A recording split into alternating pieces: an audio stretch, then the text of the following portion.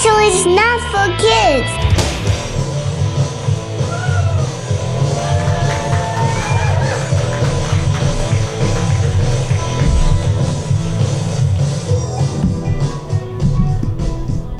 Hey, Podfort, how's it going? Live from Treefort 2025. We're here. We're doing it. Thank you so much, everybody, for coming out. Really appreciate it. Yeah, thanks for everyone who showed up, especially the people we don't know. Yeah, you guys are worth twice as many points as the people that we do. Extra points. Yeah. We are in the Boise Contemporary Theater.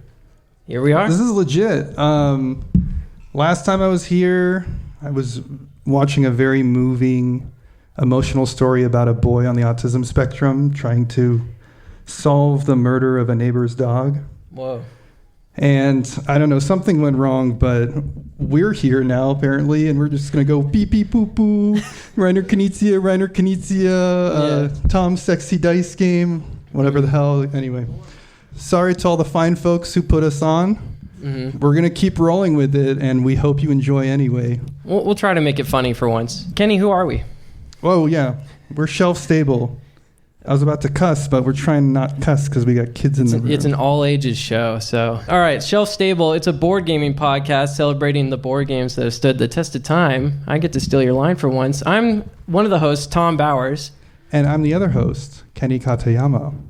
And normally we'd go into talking about some of the games we played, but we're doing a speed run of Shelf Stable this time. We have 45 minutes, so we want to make the best of it. We want to tailor it to you, the audience, because we have folks that are familiar with games. We have folks that are less familiar with games. So we're going to go right into the real meat and potatoes of the podcast. That's right. We're skipping all the BS, just going straight into it.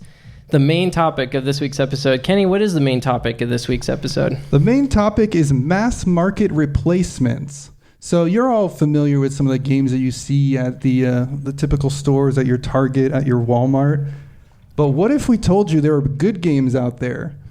So we're gonna talk a little bit about some of the games we love, games that we recommend to folks that are alternatives to the games you're familiar with. So you can come out of here and be like, wow, I didn't even know board games were cool. The way we're going to do this is we don't know what each other put. One of our friends, thank you, Brock, kind of submitted these for us on our behalf. Well, he helped put together the slideshow. So you and I each made our own lists. That's right. Because about a month ago, we recorded an episode where we talked about these mass market games, this crap you can buy at Walmart or whatever.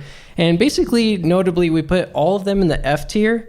Every single one, pretty much. And so, we wanted the opportunity to defend ourselves now and talk about the games that, if Monopoly's F tier, what's an A tier game that you could try out instead? That is still going to, I think, entertain you at the same level as Monopoly and not make your grandma hate you for bringing the game over to her house. So we didn't have any sort of talk ahead of time, so we might have different approaches to this. And already just kind of briefly when we were driving here, you said some stuff that's not what I did. So maybe, do you want to explain how you went about your list? Sure. So my mindset when I came up with my list was, what's a game that is going to have, I think, the core essence and carry that over? What is the appeal of the game? How can I bring that into another one? And then what is something that people could actually leave this theater today, drive to Eagle, hit up the Eagle Public Library, and actually pick it up if they wanted? So that's where I tried to stick with games that are available there. Or if I didn't, I have an alternative that I'll mention that you can get at Eagle. Yeah. Mine, some same, some different. So my approach was looking at the weight category for different games. Because for me, it's important that I'm not like, oh, well, it's a fun version of this 3-hour game that you have to donate an organ and also you have to learn all the U.S. Constitution to know how to play. It's not going to be very productive, even if it is a similar kind of game. So I looked at the complexity weight that's on Board Game Geek, and based on that, I said, okay, this is a game that's about the same difficulty to learn and play as this other game that you already know about. Play this instead because it's similar, but it's more fun. Okay. Interesting. Yeah, well, I'll be interested to see which ones we lined up on, if any. I'm fairly certain we lined up on a few. It's just when, Right. Okay. So with All that, right, well, let's go to the first one. I already said it, but enough yapping. Time to actually get into it here. So, okay, number one, the most famous, the most game of all games. You're probably already thinking about it. It's Monopoly. Okay. Who here has played this? Hands up. Who's heard of Monopoly? Yeah. Oh my goodness! Everyone, Everybody's wow. heard of Monopoly. No hand. No, I'm just kidding. Yeah. Have you really never played it? Oh, wow. That's right. It's banned in your house. Okay. See, that's a true gamer right there. It's like a gold star gamer. Yeah. Okay. All right. So you picked. How do you want to do this? Well, they're going to come up at the same time. So you want to just do 3, 2, 1, and we say? Yeah. And we're just going to be out of sync anyway, but we can try. No, we'll have to say it again for the actual recording. Okay. Yeah. So on 3, 1, 2, 3. Power Grid. Power Grid? Yeah. What are you talking about?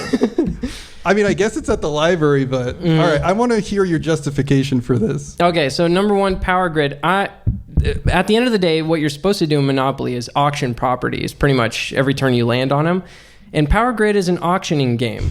And the other thing about Power Grid is you have to manage your paper money, and being the richest player at the end of the game is how you win. Actually, that's not even entirely true. Being the most energy efficient player at the end of the game is how you win. But along the way, you have to constantly manage this struggle with your money and you're winning create me over. Investments that pay out.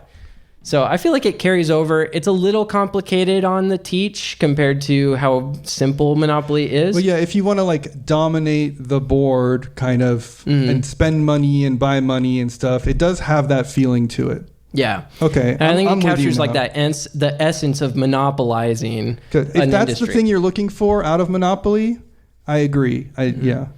Okay, that makes sense. I win. Oh yeah, are we doing it like? It's a competition. Look at the board game podcasters turning this into a game. Okay. So why'd you pick Machi Koro though? I mean that doesn't. Why? Explain yourself. You roll 2 dice. Yeah. You buy properties.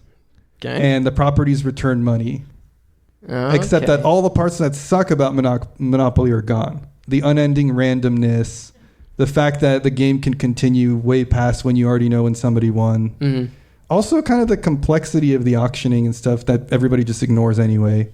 Like, right. Yeah. So I went for the people that play Monopoly by the rules, and you went for people that probably play Monopoly more realistically, which is we just roll the dice and see what happens. Yeah. You're like, that's Machi Koro in a nutshell. It's very different approach. This is fun. I'm kind of excited to see because I always knew your brain worked differently.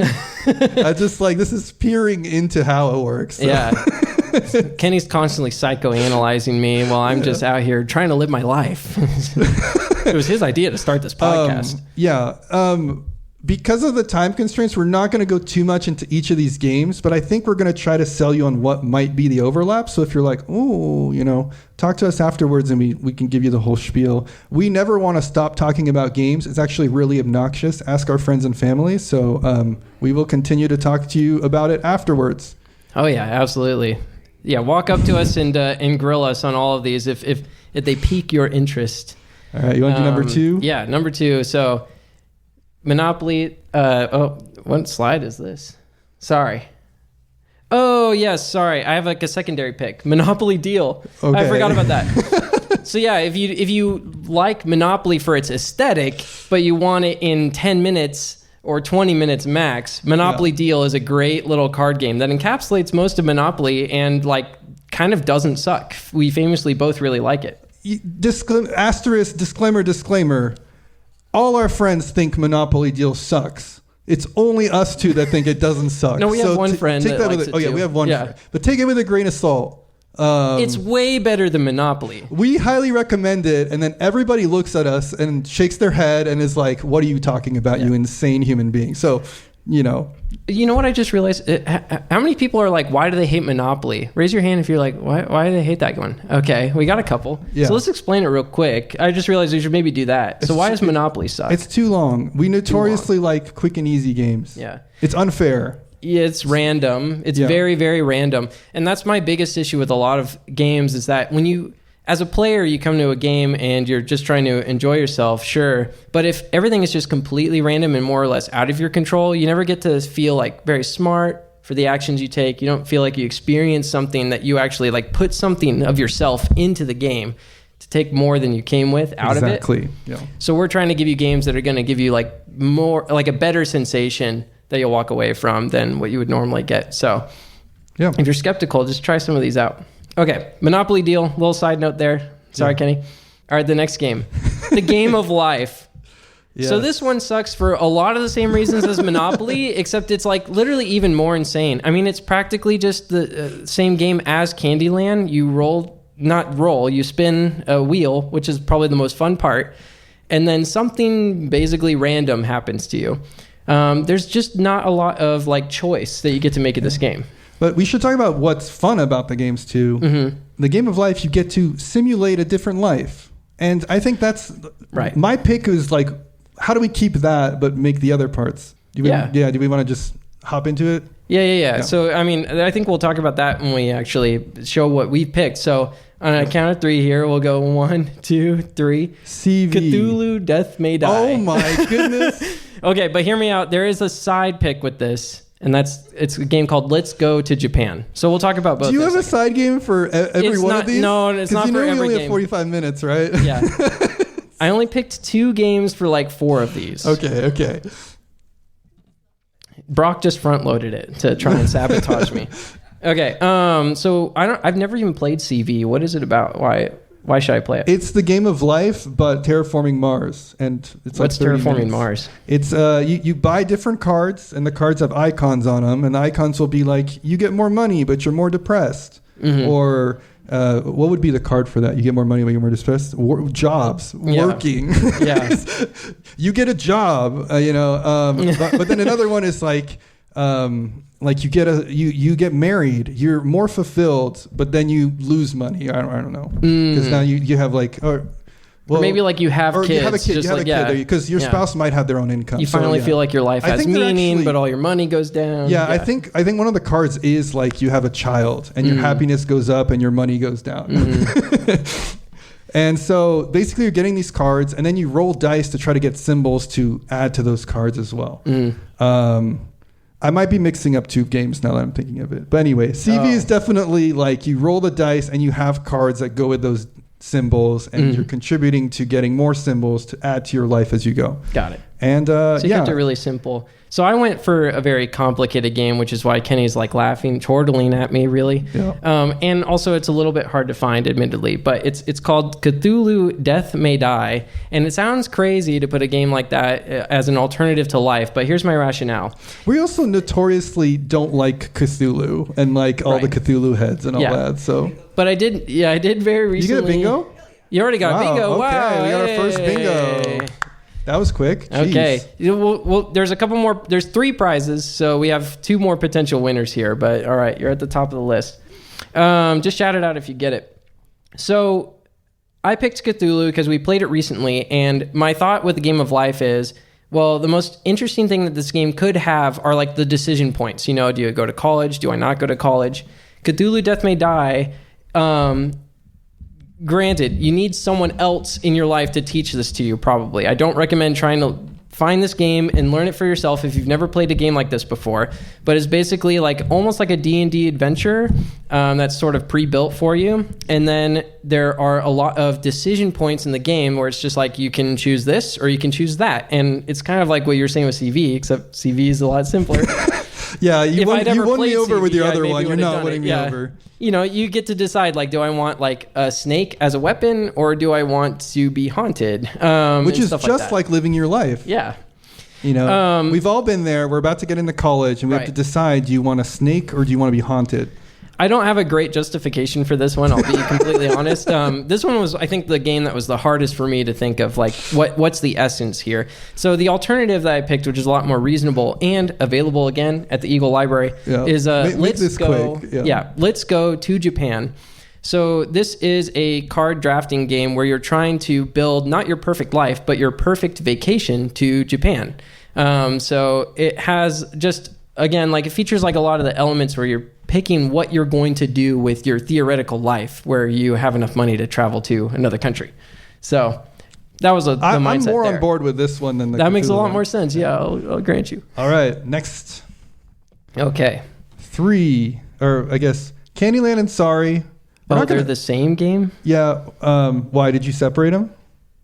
So you have another one? No, two? I didn't. No, Okay. never mind. Yeah, sorry. We're not going to rag on this one too much. I mean, obviously it's for kids, but this is what we call a roll and move. So, I mean, kind of like the other ones. There's not a lot of control. It's even more distilled. It's literally like you roll the dice and see where you land up. I will say I will play Candyland over Monopoly any day, which you don't agree with. Not personally. But you have an interesting opinion about Monopoly in general. So I like to say that it's almost an A-tier game, almost like in a certain sense, on a relative scale, perhaps. To these other ones, yeah. Which I cannot get with you on, and our listeners can't get with you. We got a lot of messages about you when you said that. So. My only thought with that is that when you play with the auction rules intact, there's like a little more of a game to it. There's like that's just the slightest bit of agency. Okay, it's not much. Anyway. But anyway, let's say this one on the count of three. So one, the alternative for Sorry two, or Candyland. 3, Camel up. Yeah. Hey. We did it. We finally synced up. So this is a horse racing game with camels. You bet on the camels and what position they're going to end up taking as they race around the track. The thing that makes this fun and really funny is that there are a couple of camels that are going the opposite direction. And so if the camels you're betting on land on the opposite direction camels, they get to sort of move backwards. So all the bets are just constantly in flux and up in the air. You're doing the quintessential, there's colorful pieces, you can play with kids, you're rolling dice and you're moving things, but there's actually decisions to be made, and those decisions are exciting. It's like, it is kind of gambling, so there is that, but it's a simulated gambling. You don't have to lose real money if you don't want to. Don't play with the game money. If you play this and you're like, I got to do more of this, maybe don't play it anymore. Yeah, don't go to Vegas. Yeah. Okay. I'm glad, I had a feeling. Sorry. So there's a secondary pick on this one. Why is there a secondary pick? I remember why. Because Zuvadis was my pick for Sorry. Because you just made this Sorry originally, I think. Okay. That's where I got confused. This one's all over the place. Can I guess? Oh, no. All right, for the listeners at home, he did next slide, and there's a third game on his side. I didn't realize we could just put as much as we wanted. This is what we get for having like no rehearsal. We were like, we want to go into this blind so we can just react to each other's lists. Oh, I'm reacting, Tom. Here we go. Sorry, I'll just briefly cover this. Just say the names. Yeah, so another one's Zuvadis. I put that one on here because, like Sorry, there's a bit of pushing people down and out of your way in that one. It's mean. It's a little more mean-spirited, so if you like that part of it. And similarly with Survive. So, again, more like Sorry than Candyland. I agree with both of these. You know what? If I could have put 3 games, I probably would have put there you go. those two, Sorry, too. I didn't mean to cheat this much. I think on my list, Sorry and Candyland were split up. So this is how we ended up with this. But Survive, I just want to cover this one real quick because it is really fun. Okay. And this is the one that's available at Eagle. I think this and Camel Up are at the library. Survive is like a really cool game where you get to make people like get eaten by sharks. So that's why it's on the list, as you can see. Yeah, it's a great one. Related to Sorry. It's a pretty fun one. Okay. Risk. Who here's played Risk? The game of global domination. I'm surprised how many people didn't raise their hands on that one.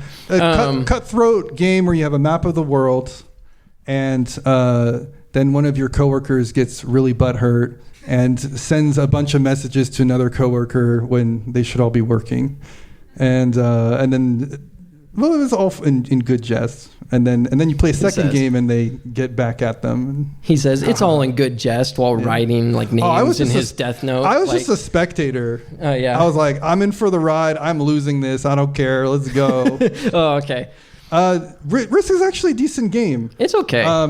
We both enjoy it. I think it's just that it's so long. It's so long. It's really brutal how you have to take over like literally the entire world before the game actually ends. Yeah. I think seems a little much. You could probably take over the whole real world faster by the time you finish it. Yeah. Risk. Okay, so on the count of 3, I guess. What game did you pick as an alternative to Risk? One, two, three. Iwari. Eclipse, new dawn for the galaxy. Yeah, there was no way we were syncing up on this. That's Iwari, I've never heard of. I told you I was going to have one that you didn't hear about. Whoa. So Iwari / China / Web of Power. It's an ongoing series of these games that basically have a risk-looking map. You try to take control of areas, but there's no dice. You just play cards instead. And it's easier to teach than Risk. But it gives you that feeling and you have more control over everything. There's like no reason not to play this over Risk. Except maybe that there's no online way to play. So if you're playing with your coworkers and they want to yell at each other, there's not like an online client. Mm-hmm. So there is that. But anyway, that's why I picked Iwari. Tom, you want to explain yourself? Yeah, so I knew I'd be defending myself on this one yet again. I'm not sure if I understood the assignment here. But Eclipse is... No, we just have different interpretations. Right. When I'm ragging on you, I mean, I'm just, it's playful. It's just, for people who haven't watched this before, this is normal. We are very good friends. We have a great time. We love each other. Okay. No, I'm kidding. Yeah, of course. There's no one else I'd rather host a podcast with. We'll say that. There we go. That's the only thing you get from me. So Risk, my mindset first went, I was like, the people that still enjoy Risk in 2025 are people that want the big, heavy, like conquest game. They actually want a bit of complexity to their game. Okay. That was my thinking. Okay. So Eclipse answers that call with, ironically, I think it actually plays a little shorter, potentially, with experienced players. Yeah, I would agree with that, yeah. And I think it can play more players. It's literally a lot of the fun of Risk, which is that there's like dice rolling battles except it's all in space. So it's like instead of soldiers, you have spaceships. You get to change the blueprints of your spaceships so they have different powers and different combinations of things. Yeah, just a lot of like tactical combat, but without the lengthiness of Risk. And there's the economic management side of it, which Risk doesn't have. It doesn't show you how much this army costs. Right. But you do need that in Eclipse. We both like this game a lot. We do. But we admittedly, do like Eclipse a lot. It's a little hard to approach. And hopefully this is one of the last ones where I have a little alternative. Oh, there's a couple Tom. more. But Eclipse, sadly, is not at the library. So if you want a similar experience to Eclipse and or Risk, but you can only go to Eagle Library for whatever reason, Scythe is my recommendation there. Scythe. It's like Eclipse, but in Russia instead. Sort of something like that. That's the summary, It's got a territorial control, and there's little mech figurines. So if you the idea of like walking around in Pilgrim Times with mechs, that's the aesthetic. They're going to put that on the back of the box. It's Pilgrim Eclipse. Times with mechs. Yeah. It's Eclipse in Russia with tiny mechs. There you go. All right. So the next game we're going to talk about is Blocus. And this is the first asterisk here. Blocus is a decent game. Blocus? Yeah. Some of these we actually really enjoy playing. We just are like, maybe in this case it's more like, if you want more of this, what are you going to pick? We're trying to open your third eye of board gaming. Who's played Blocus? Oh, yeah. Okay. More hands, I think, than Risk, which is wild. Wow. Yeah. Okay. It's a good one. There's some Mensa cool Select game. Yeah. Which that means something. Okay. I can see already in the preview. You have to be very smart to play Blocus. To be fair. All right. So on the count of three, it's 1, 2, 3. Go Moku. Through the desert. Oh, okay. So you just did Go? I actually did Go Moku.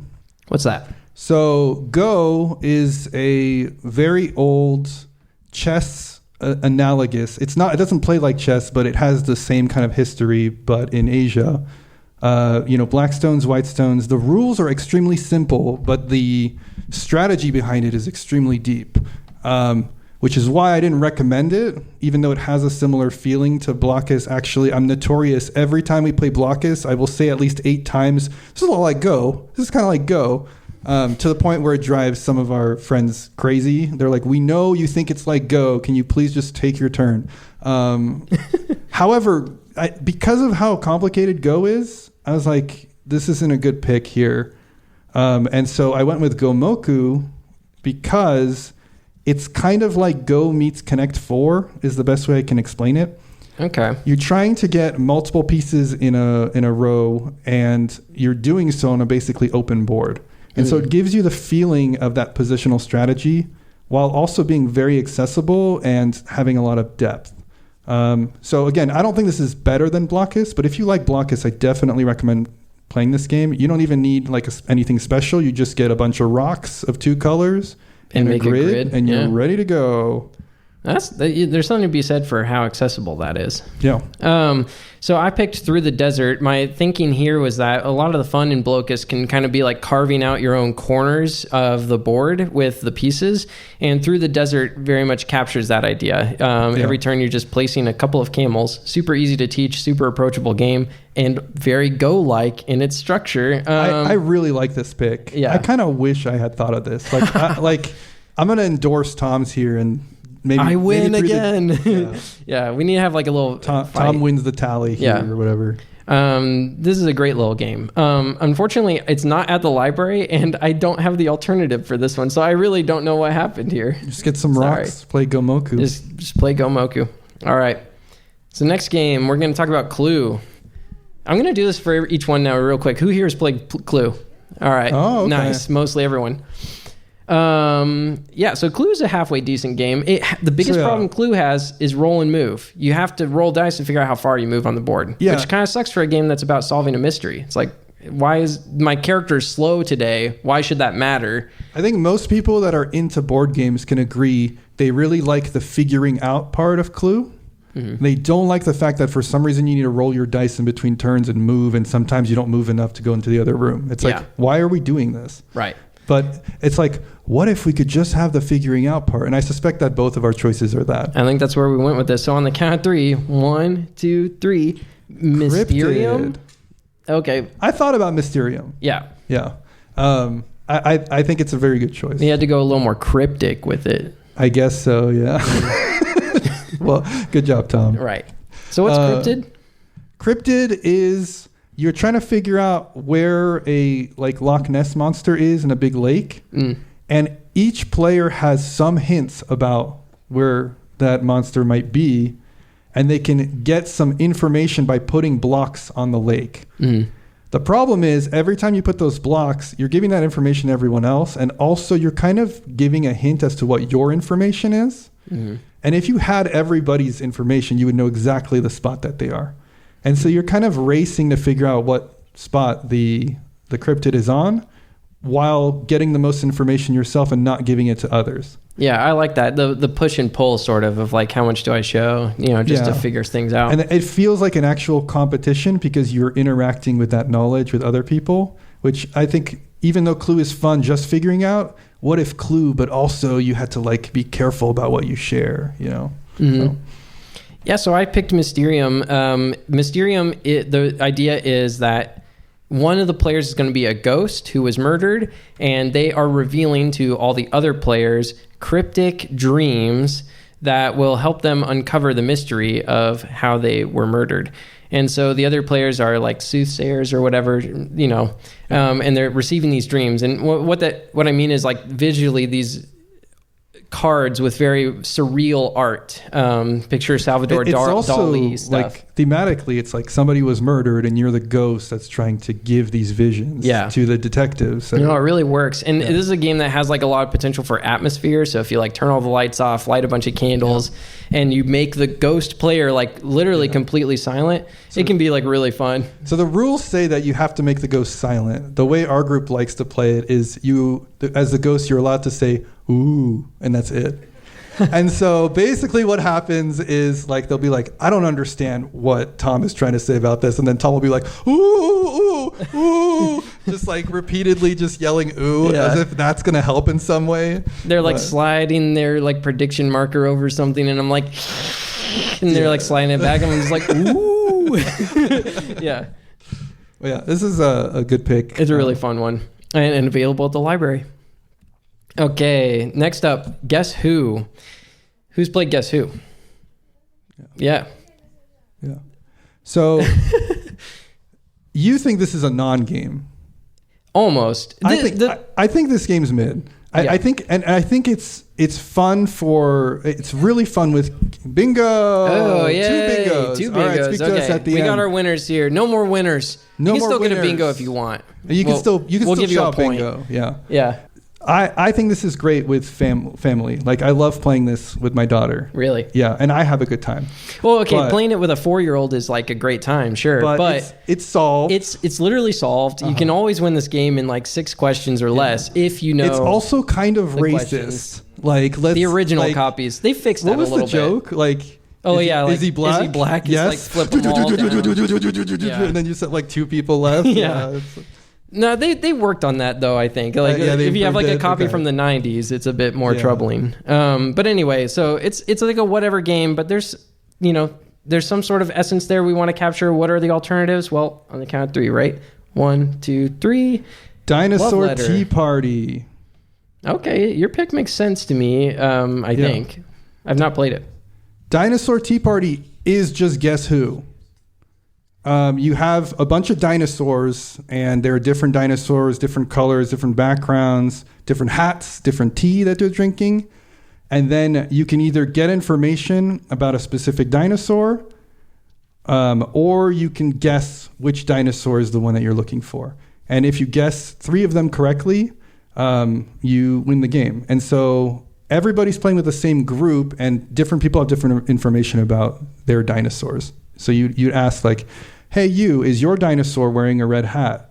And then you'd be like, nope. And then you just make some notes to yourself. It's the same game, but the reason it's more interesting is because you have a shared board that you're giving information to each other about. Kind of like with Cryptid. I feel like there's a pattern to my choices. Yeah. Well, these picks are, I think, similar games. Yeah. And you get away from the very, like, I don't blame people for some of the questions they asked during Guess Who, but like, you just don't have that problem with dinosaurs. Right. Like, there's very clear things that you can ask about, and you're not going to get into any weird territory. So, no racism in dinosaurs yet. We'll get there at some point. Once they figure out how to do Jurassic Park in real life, then we might have a problem.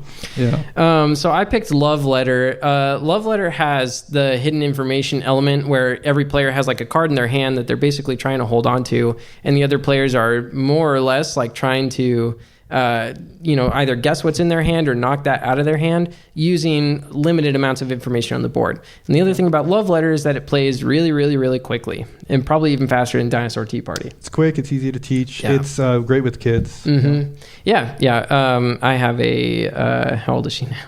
She just turned 9.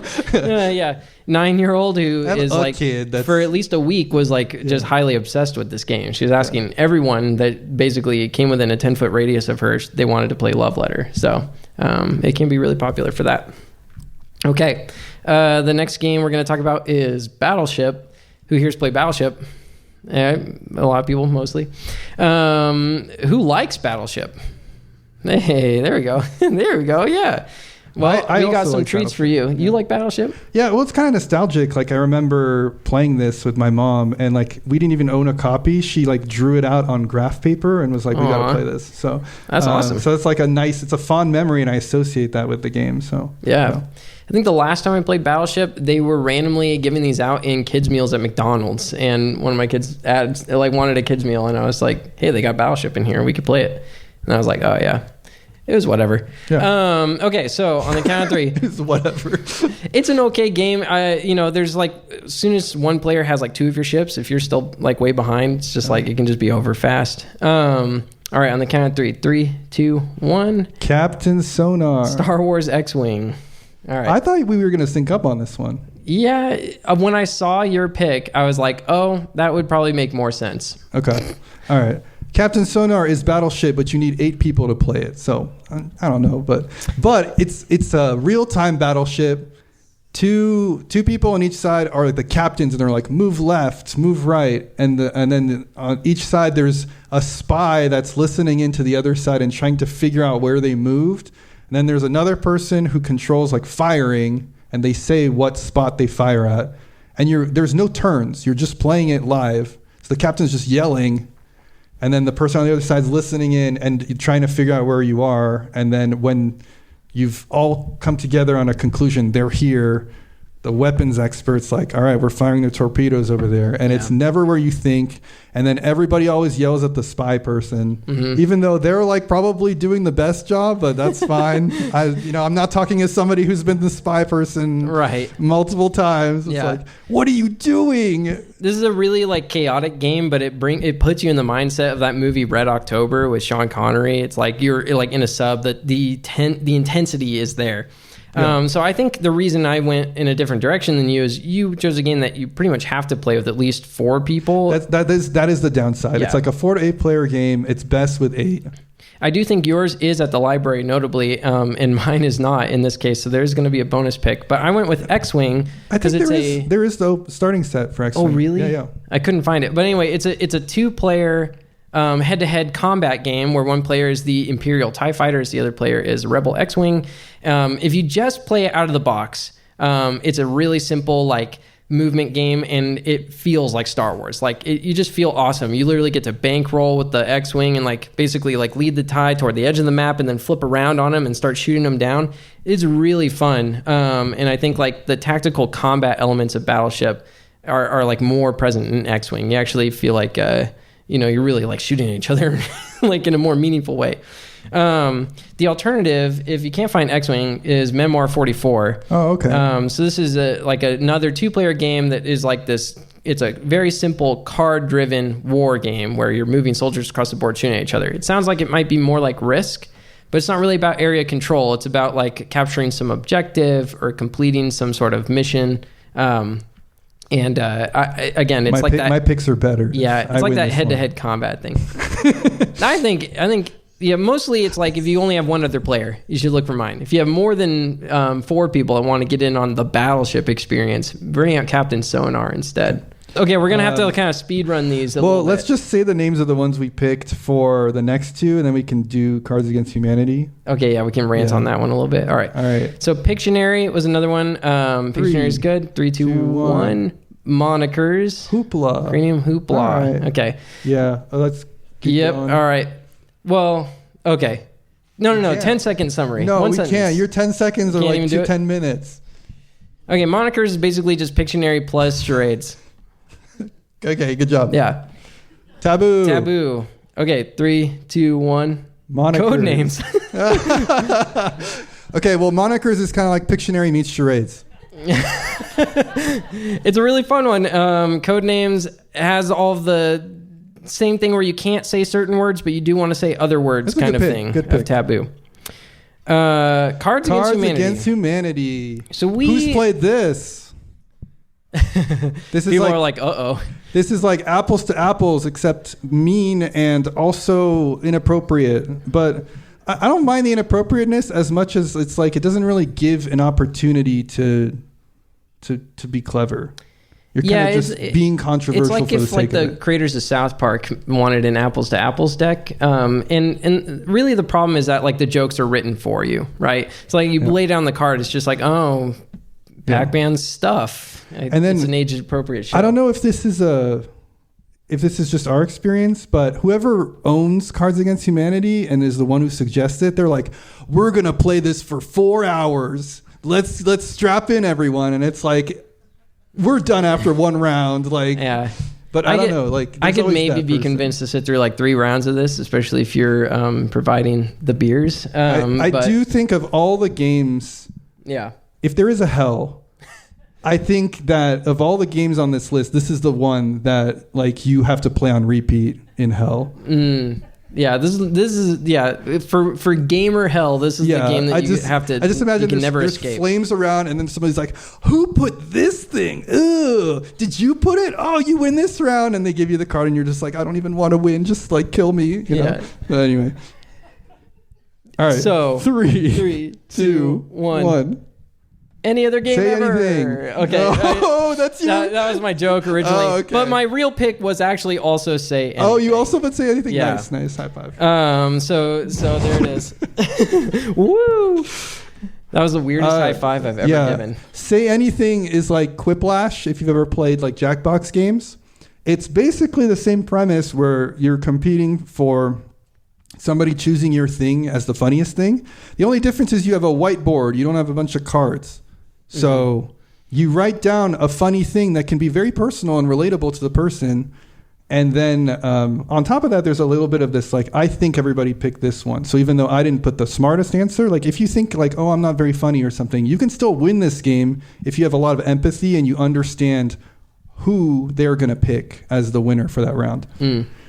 So I think it solves all the problems that these games have. Yeah. And I don't even think these games are necessarily bad. I mean, Cards Against Humanity is bad, but like I love Apples to Apples. Right. I just think this is even better because you are allowed to stretch those creative muscles. And I think the thing it solves that Quiplash is a bit of a problem because I think Quiplash is starting to wear itself out at parties at almost the same rate as cards. Yeah. Is that like in Say Anything, you have more control kind of over the points. Because in Quiplash, you can just kind of get like beat out by the person that wrote poop for the fourth time. Even though, you know, you spent like 20 minutes thinking of the perfect joke. I'm the person that wrote poop for the fourth time. The fourth time, yeah. Yeah.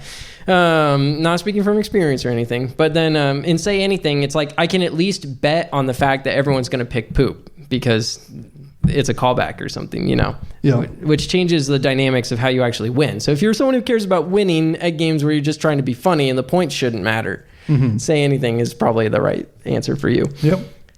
Okay. Next up is Trivial Pursuit. So we picked with some trivia games that you can try out instead. Kenny, on the count of 3. 1, 2, 3. Wits and Wagers. Half Truth. Okay. I also said Wits and Wagers because that's actually at the library. Wow, Brock, thank you for the sick animation. Yeah, look at that. Slides on in. Do we want to like skip this one? Well, so just real quick, both of these games are trivia games, but they're also betting games. So if you're someone who's good at managing bets, you can, if you're good at trivia, you'll win a little bit more. But if you're good at betting or managing your bets, when you're confident about the answers, you might still end up winning, even if you didn't know all the trivia. That's what makes it more fun. There's something for the people that don't know a lot of trivia or just don't like trivia. Like there's still some other things to do. Like basically, you get to gamble even if you don't know everything. So, all right. Alternatives to Jenga on count of 3. 2, 1. Junkart. Tinder blocks. Oh. So this was a tough category because like basically there's a lot of Jenga-like games out there. Yeah. And just maybe people just don't know. This is another one where Jenga's perfectly fun. Jenga's okay. Jenga's good. Yeah. I like your pick. Mm-hmm. Yeah, I mean, the picture itself kind of shows what this game is. Like Tinder blocks, you're basically... You're building a bigger and bigger campfire. You're flipping a card and it says, put this combination of cubes on top of the pile. Yeah. And you're just slowly, with the tweezers, stacking them. And this one's at the library. It's in the kids section, but don't get fooled. It's a great game for any ages. Junkart is just Jenga with cooler pieces and all kinds of different challenges. Mm-hmm. So there's like balls that can like fall all over the place. It's fun. Operation. So alternatives to this. Oh, interesting. On a count of 3. 1, 2, 3. Tinder blocks. Magician's Kitchen. Yeah. So I almost put Tinder blocks in here again for the same joke, which is that you're using a pair of tweezers to carefully put stuff on top of things. Yeah. I put Magician's Kitchen. I don't know yours. Oh, really? Yeah. So this is, again, like it's a kid-friendly game, but there's these magnets kind of underneath the board, and when you shake the box a little bit, they move around just a tad. And then you're trying to push these magicians around that are holding just literal marbles and then get them to from one side of the board to the other. But if you hit a magnet, they tilt forward and throw their ball like off themselves. And so it has that same sensation where you're like trying to carefully push something using a tiny implement. But yeah, with just, it doesn't overstay its welcome. I want to play this. Yeah, it's a good one. You should check it out. Scrabble. So alternatives here. Spelling. 3, 2, 1. Bananagrams. Wild Tiled West. Okay. Bananagrams is real-time Scrabble. I want to hear why you picked this. Yeah, so my thought was, let's get away from the word building part and let's just go with the covering up the spaces part and getting a ton of points by managing, the double points, the triple point spaces. Wild Tiled West is a much more complicated game, but it's not entirely unapproachable. Okay, so if you like Scrabble, but you don't like spelling, is what you're saying. Basically, yeah. Because what it has is you have like these tiles that you're laying down and then like these outlaws that show up and you want to line them up with the sheriffs and the sheriffs shoot the outlaws. It's just really cool. All right. Yeah, sensation. I think it builds on the same We're going to get messages about this one for sure. The way that it scores points feels very similar. That's the essence that I was going for. What's that? Yeah, I am. I think so. I think I'm halfway decent at Scrabble. This is not just because I'm like bad. For whatever reason, though, whenever someone suggests like a word game, I just instantly feel tired. Like it's not that I can't do it. I'm just like, oh, I have to like actually think. Yeah, why can't we just play Food Chain Magnet instead, or Pax Pamir, or like Eclipse, like Yeah. I don't know how to explain it. It just makes my brain tired. It's like the math versus spelling brain thing. Yeah. Okay, so Yahtzee. Some quick alternatives to this include, on the count of three. 1, 2, 3. Railroad King of Tokyo. Oh, I like your pick. Oh, thank you. Yeah, that's good. We sync up. Yeah, I thought about doing like a roll and write as well, because Yahtzee's like the first roll and write, right? I don't know if it's the first, but it's like the You shake up the dice, you throw them out of a cup, and then you get to write something down. That's what Railroad Inc. does, except in that game you are building trains and bridges. So same roll, then write something, but it's more tactile, I feel like, and you're drawing. And you get like this cute little sort of like grid where you're like, wow, I made a whole little town. It's got like trains and bridges. King of Tokyo, you roll your dice and you re-roll them to get different things. So it has that lock a few dice re-roll part, but then you're these giant monsters that are destroying a city. So it's like, what if Yahtzee, but you could be a cool big monster or robot that's fighting other monsters? Yeah. It's basically the same game. It's literally like the guy was like, what if Yahtzee was Godzilla? Yeah. So, all right. Excuse me. Wow, that'll make it into the show. He's the editor. It's good because we had your fart on the other episode. So now we have everything. So we have the whole. Yeah. People are going to make a little beatbox song out of that. There's maybe a few more bodily functions I could throw in eventually. Yeah. We'll get there. Let's trickle them in over time. You call that trickle in economics. Okay. All right. So alternatives to Uno on the count of 3. 1, 2, 3. Llama. Take 5. Ooh. Dr. Knizia, Justice for Knizia. Yeah. Reiner Knizia all day. I feel like I was obligated to pick Llama here. Mm-hmm. It's basically Uno, but you got a little extra. You got a je ne sais quoi. It has the thing that Uno doesn't, which is more player agency. There's just slightly more decision points, and when you come out of it, you feel a little more clever. And you can play this against people online and get stomped, which is crazy, because I don't think people say that about Uno very much. And it's made by one of the greatest designers. It's a great game by a great designer. So there you go. Llama. I think you can find both of these at the library, if I'm not mistaken. Take 5 is by another legend in board gaming community. It's Wolfgang Kramer. The way in which it's similar to Uno is that it's approachable because it's just a pile of a deck of cards. But again, like the decisions you have to make with those cards and sort of when to play them and time them is just a lot more interesting. I think I found way more fun with this than Uno. Yeah. Okay. Both solid picks, in my opinion. So then that wraps it up for all the games you can typically find at Walmart. Although there is a game that has recently, been seen in places like Walmart and Target, and that is Catan. Bonus round. We somehow made it, even though we're fresh out of time. But we're going to go through this. So on the count of 3, an alternative to Catan. Now, who here's played Catan, actually, real quick? Okay, okay, nice. So this has gotten a little more widespread, and it revolutionized board gaming. All the other games we've been talking about owe themselves to Catan. This is like the most popular game that's like post these games. Right. Like it's not a Milton Bradley thing. It was like its own invention. It came out of Germany. Yeah. Well, so we actually like this game. Mm-hmm. Like, we don't think it's our favorite game, but we actually really enjoy it. But this game is kind of known amongst board game snobs as like, I've transcended Catan. I play better games than Catan. So it's like, that's how a film buff who's like still in college is like, oh, you haven't even seen Citizen Kane, and then like 10 years later he's like, Citizen Kane, that's like baby movie. Like, I feel targeted right now. That's I feel like that's like where Catan has ended up. Like, people think like, oh, you don't have to watch Citizen Kane because it's just an old boring movie that everyone thinks is better than it is. That's what people say about Catan. Then you go back and you play Catan. It is kind of boring though. You go back and you play Catan, you're like, this is incredible. You go back, you watch Citizen Kane, you're like, this is incredible. They were doing this back then. Okay. All right. We'll have a conversation about Citizen Kane after this. Yeah. Come to White Dog. You want to hear more about Citizen Kane. I got some hot takes. Okay.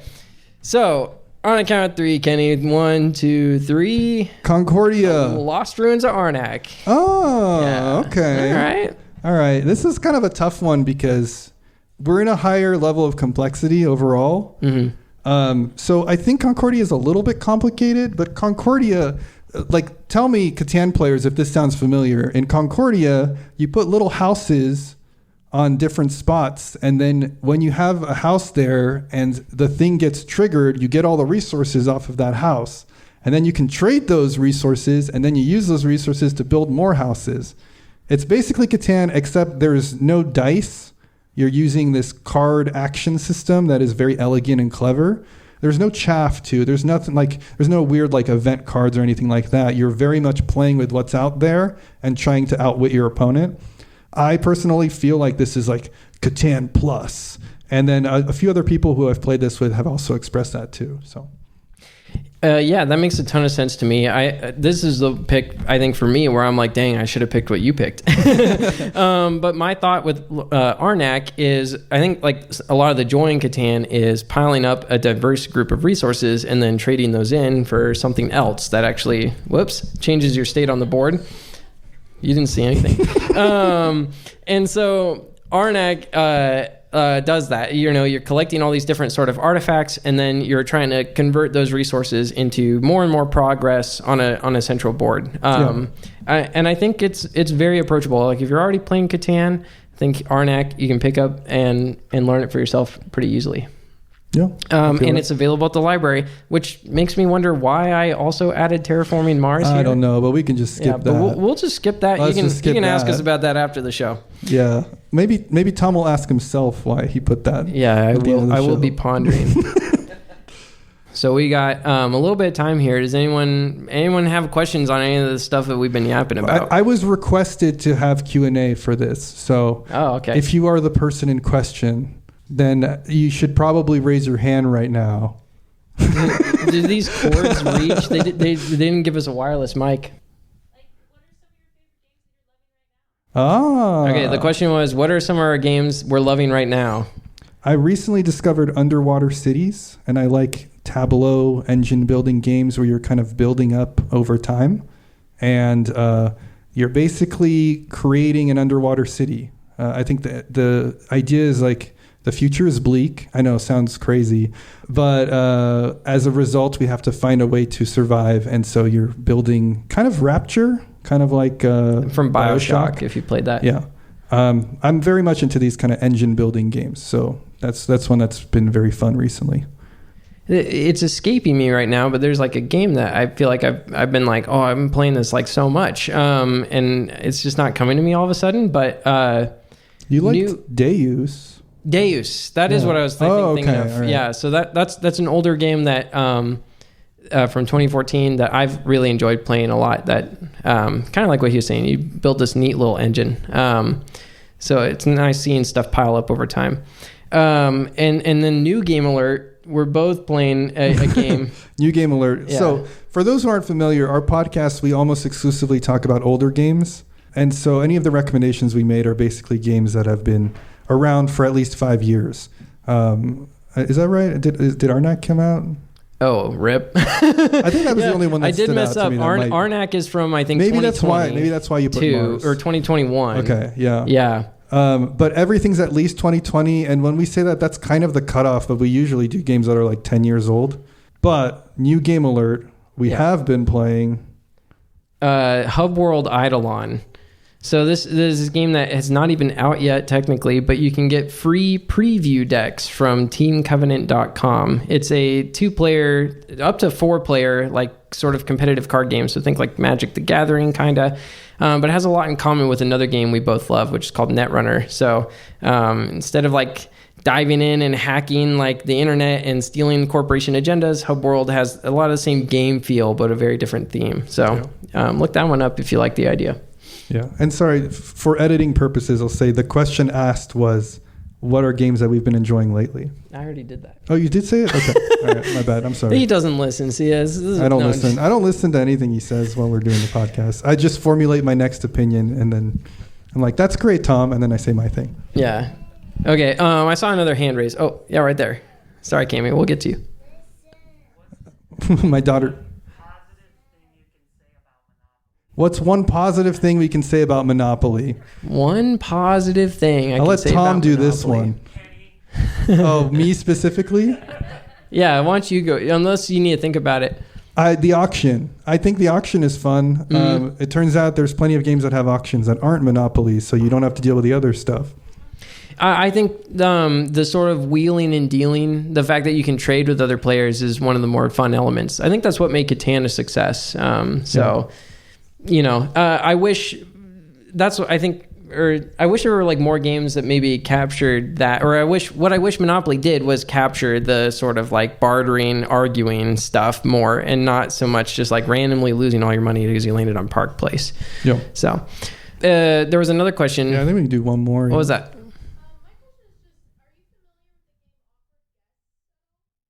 Are we familiar with the game Awkward Guess? Yeah.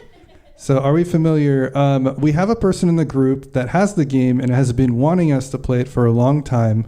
And we're always like, oh, that sounds really fun. Let's play this other game.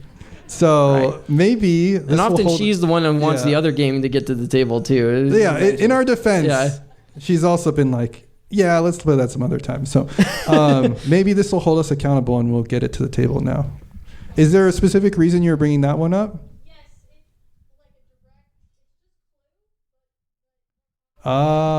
It's just Clue, but has like more. But more awkward, shall we say? More guest. Yeah.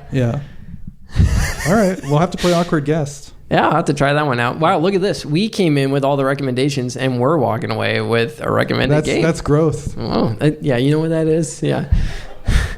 Was there another question back there? Ooh, great question. Favorite two-person game? Well, this one's easy. Netrunner probably. I was going to say, we could have done it on the count of three. Android Netrunner, I think, is our personal favorite. But I suspect that you're Huge asking because you're a couple and you're two people, and I don't know what your complexity level is with games, but Netrunner is like the deep end. I don't want you to come out of this and be like, let's go check out this Netrunner game and just be like, these are two insane human beings. I don't know why they recommended this to us. It is at the library, though. You can get the core set at the library. What's a good couples game? Don't say Netrunner. Well, yeah. Yeah. Cribbage is a good pick. A good game. I really like. There's a game called Sky Team that came out recently. So that's a hashtag new game alert. It's a game about landing an airplane. What's neat about it is it's cooperative, so you don't have to beat the other player all the time.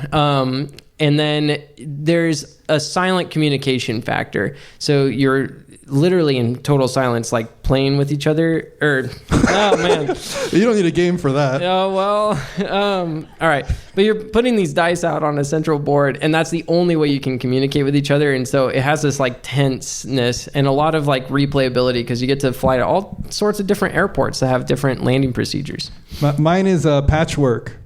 You're making a quilt together. And it's not cooperative. It's a competitive game. Patchwork by Uwe Rosenberg. It's actually Uwe Rosenberg's second best game. Famously, yeah. Famously. Number one being Bonanza for those that number one being know. Bonanza. This is an in-joke for the podcast. Yeah. But it's the real ones will know. It's very cozy. It's a cozy game. And it's kind of like Tetris. You're fitting Tetris quilt pieces on a board. Mm-hmm. Super fun. Yeah, that's a nice one.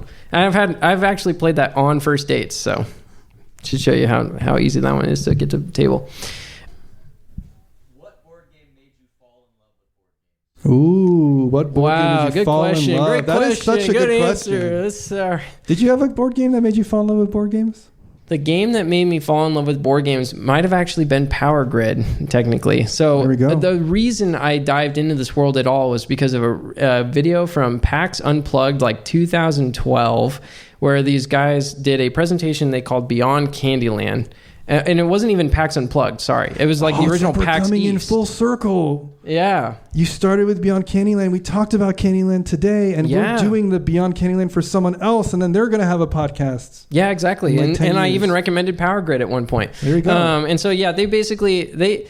they like made me feel like almost like inadequate about my knowledge, because they were just like, if you don't even know what a rondelle is, you probably never played a real board game. And I was like, well, I don't know what a rondelle is, you know. So anyway, and Power Grid was just something they mentioned, and it intrigued me because the turn order can change every round. And so you don't just go around in a circle. You actually have to, based on how much money you made, determine who gets to go first and last. And that changes the economic opportunities that you have as a player. So looking back on it, I like almost dived into the deep end for that. But that's where I started, really, was Power Grid, and then Eclipse almost right after that.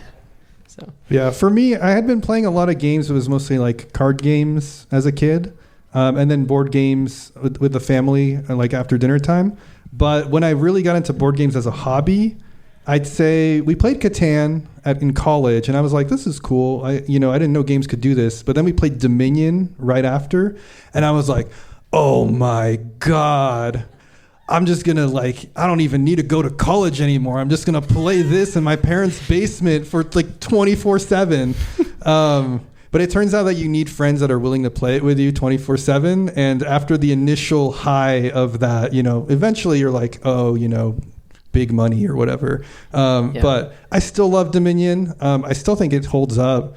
And it made me chase that afterwards. I was like, there are other games that can do this. And then I just went down the rabbit hole. So yeah, that's why we started the podcast, is to try and for those poor Dominion players that have no one else willing to play with them, maybe our podcast could get in front of someone's ears, and they'll be like, wow, and their mind will be opened up to the world of board games. Yeah. And then finally that Dominion player will be able to meet someone else who knows what Dominion is. There you go. Even though we didn't mention it in this episode at all until now. Well, we mentioned it now, so that's what matters. Rip.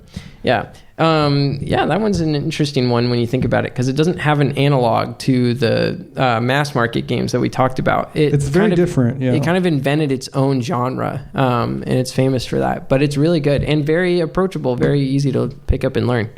Dominion. Yep. We appreciate you all coming out. Yeah, thank you so much. You guys have been a great audience. Give yourselves a hand here. This is awesome. Yeah. Woo! You want to wrap us up here? I think that's going to do it for this week's podcast. I don't have the show notes up, so I don't remember what to say. Thank you for everyone who came out to our live show. You've been awesome, like I said. Thank you especially to Michael, Tyler, Devin, and Josh of the Boise Rainbows for segue music that we actually didn't play this episode. And thank you to Bonehouse for letting us use your song Rot as our opening theme. Bonehouse played last night. It was great. Yeah. Loved it. If you're loving the cast, share it with a friend or on Reddit or on BGG. It's the best thing you can do to help us grow. If you'd like to reach out to us directly, send us an email at shelfstablecast@gmail.com. Can't wait to hear all your comments about Tom's picks for this week. All of this and more will be available in the show notes. I think that's going to do it. Kenny, what's next week's episode about? We doing that part? I have no clue. Okay, so we're going to figure it out later. We're going to figure that out in post. All right. Thanks again, guys. Thank you for coming. Woo!